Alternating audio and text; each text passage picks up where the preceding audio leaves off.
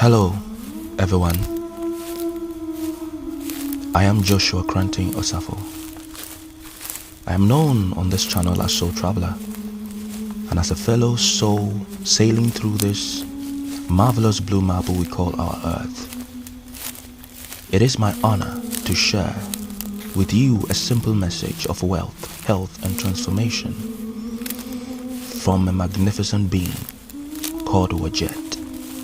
Whilst everyone calls this one Bune, I, with pride, call her BUNITA.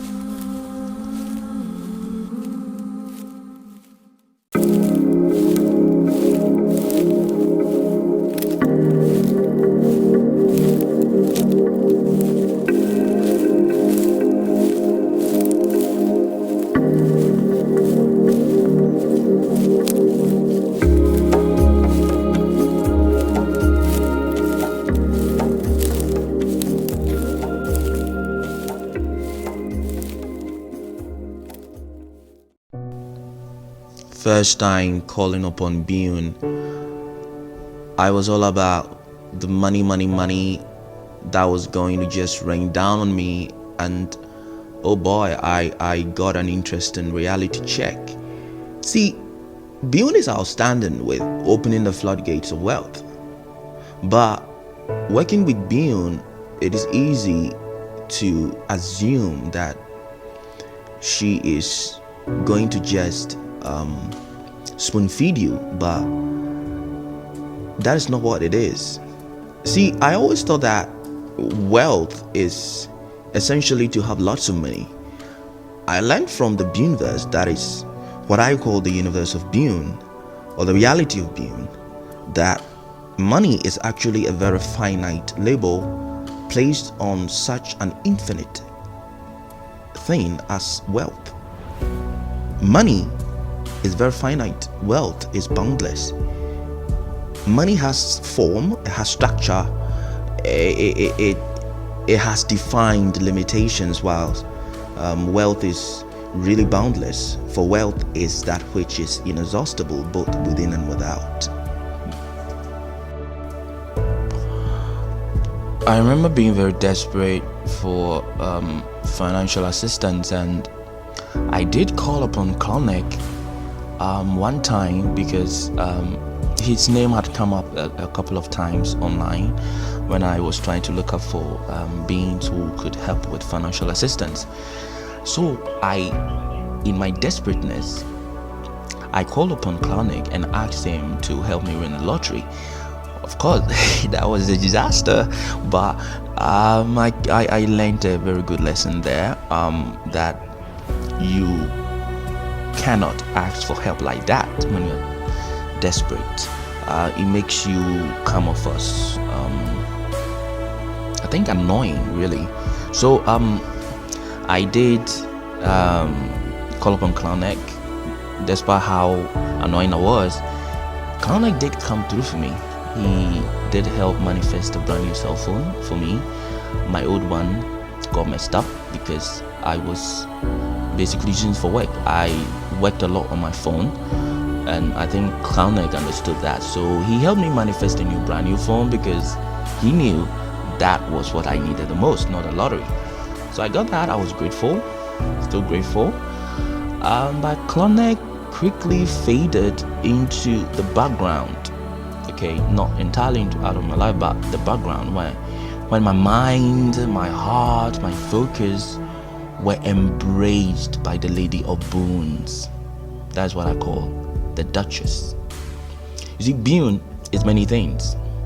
Like layers of onions, every layer reveals a deeper reality, which remolds and rearranges everything.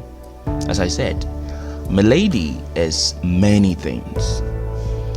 Okay, one thing she's not is a babysitter. One thing she's not is a spoon feeder. Okay, one thing she's not is entertaining mediocrity and entertaining your stagnations. She will not entertain that. She is a serious confidant and a serious mentor only when you prove that you are serious yourself. So Bune doesn't joke around. She is literally the most patient and understanding of all the ancient ones that I have been privileged to work with, and she is being my patroness. I am grateful for what she has taught me. I approached Bune for money. Let's just say that she gave me much more than that. All hail Bune.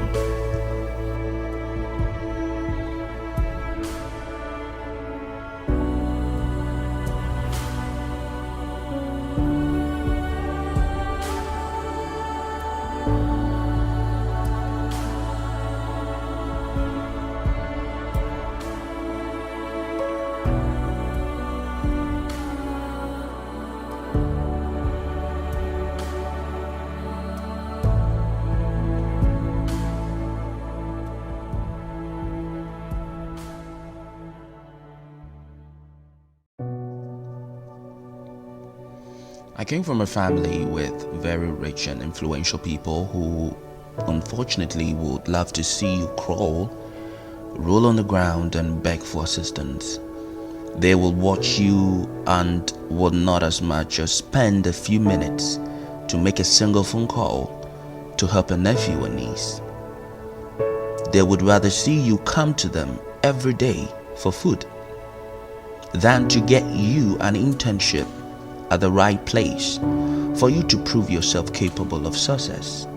Now, thanks to Bune, an amount of money, a huge sum of money, dropped into my life from an impossible source from my family in a way I still up until now cannot fathom how that happened.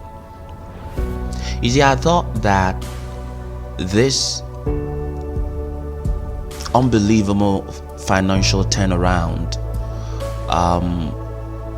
was going to keep flowing into my life without ceasing. After this money came, nothing happened. I did not get any other financial assistance. Ritual after ritual after ritual, nothing happened. Now it turns out that that huge amount of money coming to me wasn't just to make things easier, but also was a lesson. See, this is how Bune go about things. Every action she undertakes with you comes with it a new lesson. Bune was telling me what she could do easily. That money was essentially Bune announcing her presence. That was just announcing her presence. The money stopped coming because Bune wanted to cure my infections. At least that's what she told me. That my infections, I had infections, and these infections needed to be cured. I understood the infections to be things that undermine the optimum capacity of my human system, preventing the fine-tuning of my energetic antenna, which will allow me to effortlessly tap into the ever-ready waves of abundance within the universe, which is called health. Okay, health. H-E-A-L-T-H, health. Okay, now Bune, in a channeling, doing a particular meditation where I was able to channel Bune, she said to me that, look, I have given you this money, I can do this and much more, but right now you need to understand that you are a hook only able to catch one fish at a time. If you choose, I can mold you into a net to grab onto much greater treasures in the boundless ocean of health.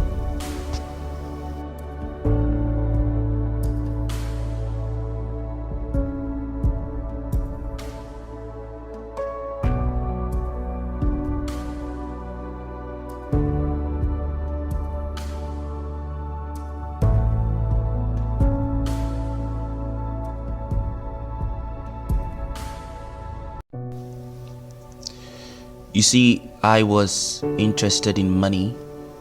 All I could think of was money. I mean, who wouldn't?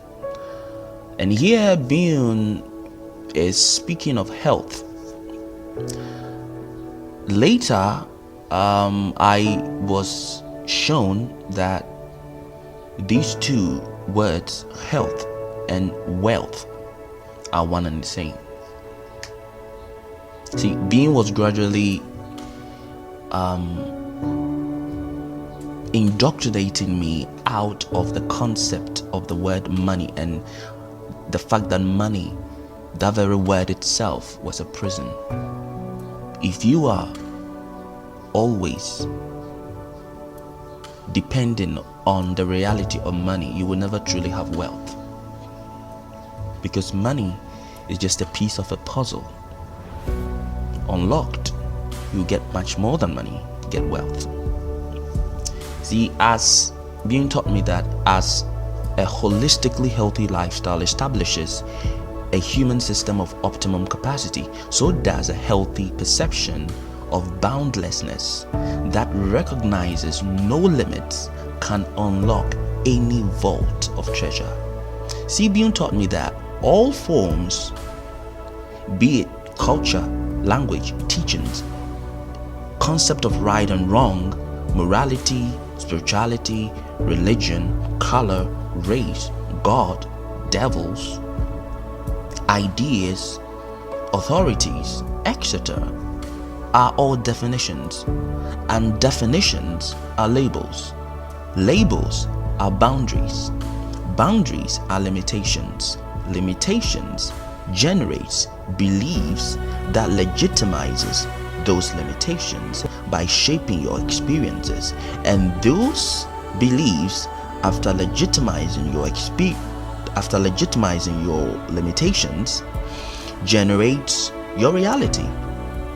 And reality here means what is real for you. Okay, for you, that is you, not others, you. At the very least, those of you who share the same beliefs.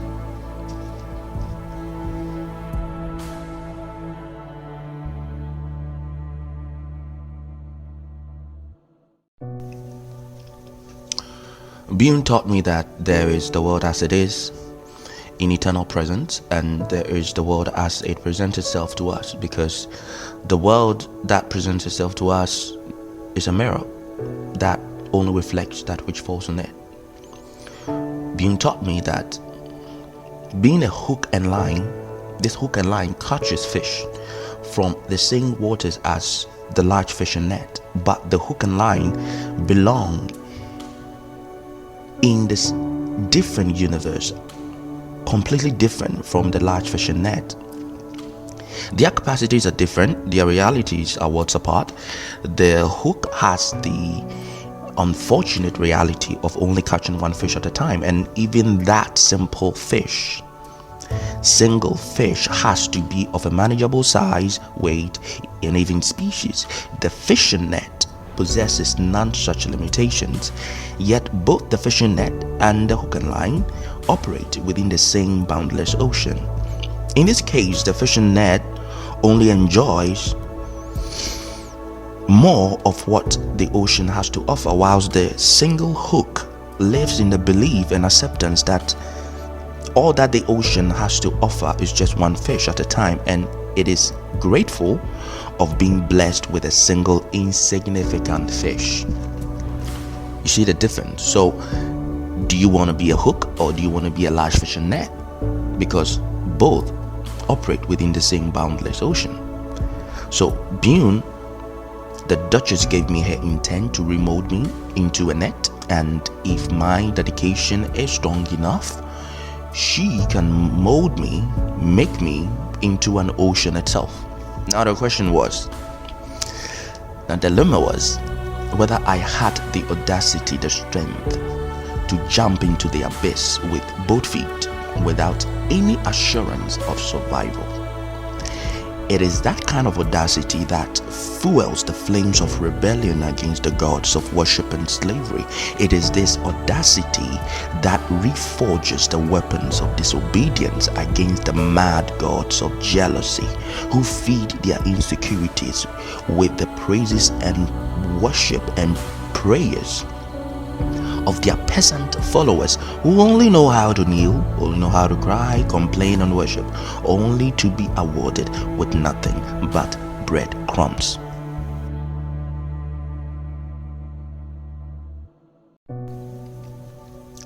Bune is one who gives excellent advice in all endeavors.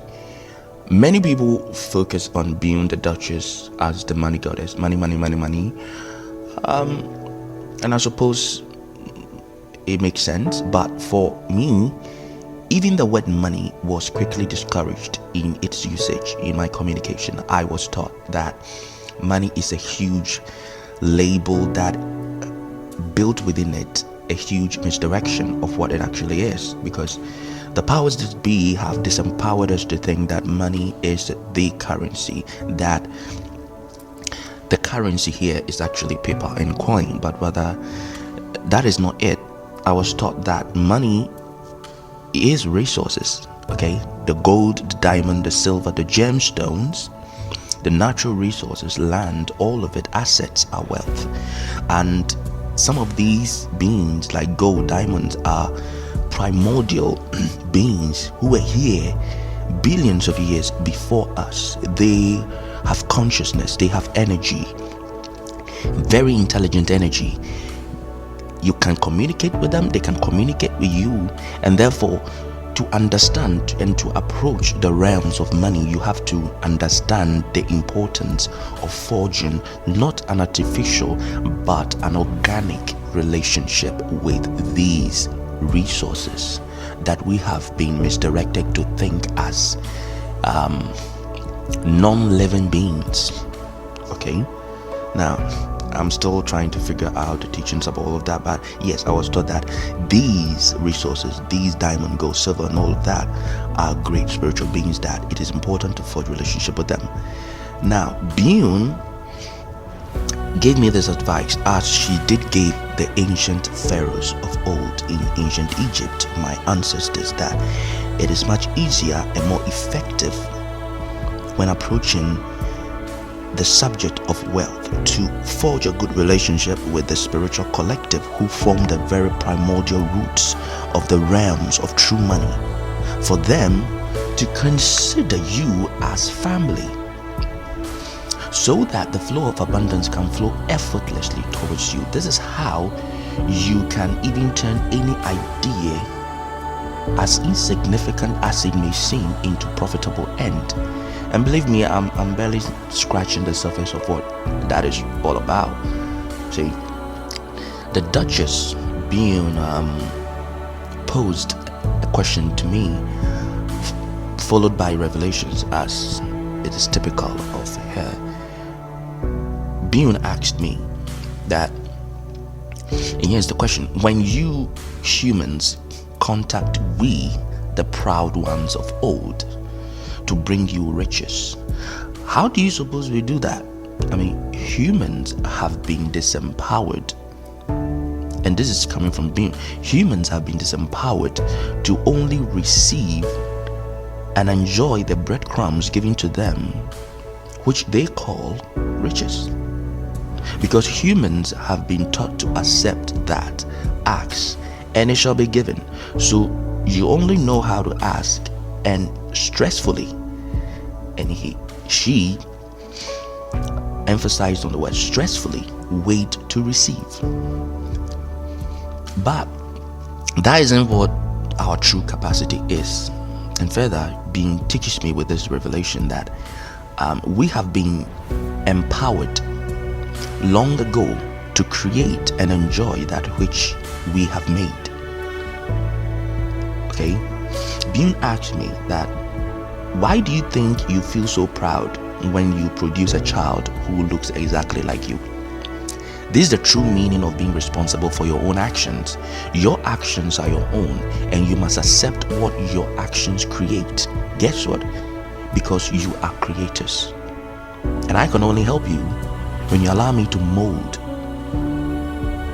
the creative forces within you towards the end of health and wealth. So, do you want me, a proud demoness, to just feed you breadcrumbs you call money? Or you want me to take your hand and introduce you to the forces within you that have forged and governed wealth now and always? Well, when I heard those words, just then I knew I was going to get more than I ever bargained for with Bune. I knew the journey was going to be bittersweet, but one thing was for sure: I was going to be changed forever.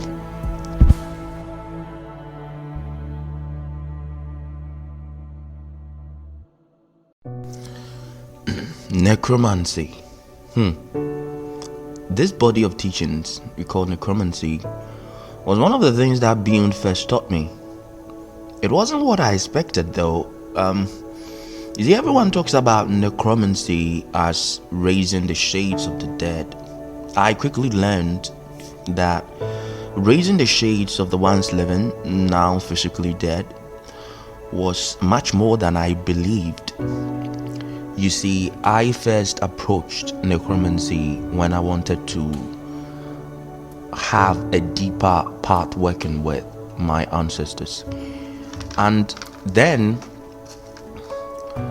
I was taught gradually, patiently, because it was a sensitive subject, that the glorious dead reside in the underworld of earth, which is the subconscious of the earth mother. In this case, one can also say that Belial. The underworld is expressed within us as our subconscious, because humans embody the totality of the earth. The dead represents that which exists in a resting state, and the subconscious is as vast as vastness itself. Now, true necromancy goes beyond raising the shades of the non-living.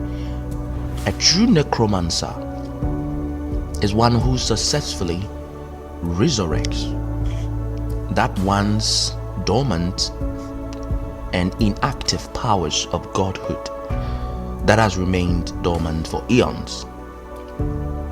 Now, all the aspects, the deeper part of ourselves, the hidden aspect of ourselves, aspects of our consciousness, laid into slumber for eons, is what lies within what we call the underworld. Now, a true necromancer is an awakener of sleepers. And what does that mean? Even the so-called dead are more alive in many ways than the so-called living. We say we are alive, yet we don't know what that means. We don't know how to live, to hold and utilize the gifts of life. We think that we are alive, yet the dead are more alive than us. The dead see, appreciate, and even celebrate life. Actually, more than we the living, we pride ourselves as alive, but we actually live the codes of death. Now that I needed to understand more, and it didn't make sense to me at that time, but gradually Bune showed me how even the majority of those living are actually part of the dead. That is why our earth, our world, our civilization is dying, because you have dead people running the business of living people. We think we are alive, but actually we are dead. To understand this in depth, Bune took me deeper into the mysteries. How many fears do we have? How many inhibitions? Just how many times do we give up early? How badly do we want to live? How many dreams have we allowed to die? How many times do we live the way others want us to? How well do we live by our own rules? The fear of rejection, the fear of non-acceptance, the fear of ridicule, the fear of being honest, the fear of speaking truth to power. We embrace this reality of the sleepwalkers, the reality of the living dead, yet we pride ourselves of being alive. No, we are dead. And even the glorious dead take a look at the majority of us on this side of the veil and understand just how much we are precisely like them. 98% of people you come across are really dead, because almost every aspect of themselves as they were originally designed to be basically slumbers, just snoring away. The world is heading down a cliff because there are more dead ones than living. Okay, now the dead living ratio is about 1,000,000 to 1. That is 1,000,000 dead to 1 on this side of the veil. So when we are talking about those who are alive, we are not basically referring to those who are simply walking about, breathing, eating, and mating. It goes beyond that. Okay? Now, the requirement of being fully awake from slumber is in order to be ever watchful, okay, of what is the present moment. Okay, the requirement of being fully awake from slumber in order to be ever watchful of what is, or that which is in the present moment, is what in primordial times brought forth true necromancy from the holy fire of the gods. Now, the true meaning and teachings of necromancy has been kept hidden and inaccessible for eons. It was regarded as a forbidden science because the very art of raising the shades of the dead also by extension raises the poisonous fumes of fear within you. And as you exercise your dominion over the dead, so does the portion of fear within you begins to gradually lose its hold over you. Simply put, as Bune stated, fear makes you dead. We have mistakenly learned that necromancy is taking dominion over the dead, but in fact, it's rather exercising dominion over that which keeps life at bay. True necromancy is exercising dominion over all that which actually keeps life and living at bay, which is fear. Necromancy has been labeled as forbidden science by gods of worship. Why? Because, you see, the science of freeing oneself from the binding chains of fear by taking dominion over the dead, which by extension will be taking dominion over your own subconscious, shakes us from our slumber. And once we awake, we start to perceive the lies told to us by gods who would steal our power. Now, that is the power of the mighty watchers. That is the power which gods of worship would rather you not have. For the watcher is ever watchful of that which is. The watcher sees truth. The watcher cannot be deceived. The watcher is simply a threat to the tyranny of false gods. Now, a necromancer, in the truest sense of honor and pride, is one who fearlessly slays his inner and outer forces of slumber and bring himself into full watchfulness, and with that necromantic sword of dominion over fear proceeds to ignite the same black flames of awakening into watchfulness in others. Only in your watchfulness, in your awareness, can you exercise your dominion on life itself. Then and only then will you stand as a living being worthy of the obedience of the glorious dead. Now, how can you command absolute obedience over the dead whilst you are also dead inside? That is the question. You will be one of them, right? So only a champion of life can draw obedience from the dead, because guess what? The dead desire above all else to live again. This is why the mighty dead only truly prostrate before the one who is fully alive. All hail Bune, the Duchess. As I've been told, the teachings have barely begun, and that, I believe.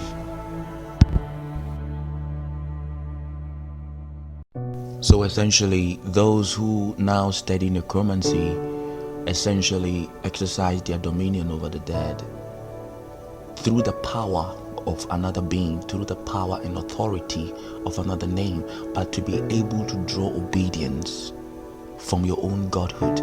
Your godhood must rise first, and the only thing that keeps that at bay is fear.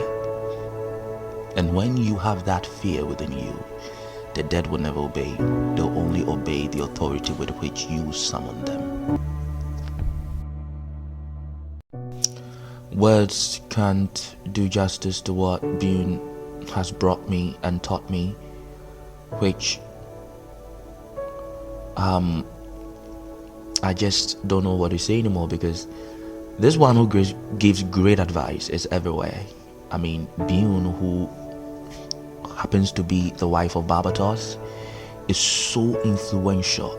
She's literally everywhere, behind the veil, openly hidden. Her presence is respected as a duchess, upheld. She's basically like the fixer, okay, on all levels. She's like the fixer. She's like those who basically get things done, okay? Those that you contact to get things done when you are in a bind, when you're in a problem. Many people call upon Bune for money, but I was blessed to know that and taught that it goes beyond that. And I wish that many people would just be able to call upon Bune and ask for very down-to-earth, practical ways to make things work. She provides excellent teachings and counsel in literally every field of magic, every path-working area of study, and all matters really. Which basically makes Bune a master teacher of all fields. If I should describe my patroness in a single sentence, I would say that Bune is a sponsor for all true builders of civilization, then, now, and all possibilities to come. When she says that she was the backbone of the ancient pharaohs, it wasn't a joke. It is not easy to build such a civilization. That intelligence, that is what Bune brings. You see, she molds you in the right expression. She gives you the tools, she gives you the keys, teaching you how to express yourself, the body language, the mannerisms, how to connect, how to win over people, how to talk, how to basically, the reason why she's so good at what she does, and I wonder why she doesn't have a million legions, is that what she does, you would think that many people would basically utilize her power for many things other than generation of money, because I think that that is what many people have come to realize. And I also realized that many people get their information from the Goetia, and it's very limited there what she does. And it's important that you forge your own personal relationship with such a being that was able to create that much success stories in the ancient world. She, the one I call the matriarch of the dead, the queen of the living, because she's not just influential, she's not just that type, that fixer, that lobbyist who gets things done in the infernal realm. She is that too who gets things done in the celestial, because she's also, as a day demoness, she is also the goddess of the sun. That is, I think that was why the ancient Egyptians were so fond of her, and also why she prefers, because she prefers to dwell in that reference of ancient Egypt, because Egypt, not as has been recorded by Egyptologists, but as Egypt as it were, okay, Egypt as it once was, Egypt that was the glory of the ancient world. Egypt was the embodiment of wealth. It was wealth incarnate. Okay, it was the infernal realm that was brought forth fully alive in physicality. Egypt was power incarnate. And I think that Egypt will forever remain one of the greatest achievements of the goddess Bune.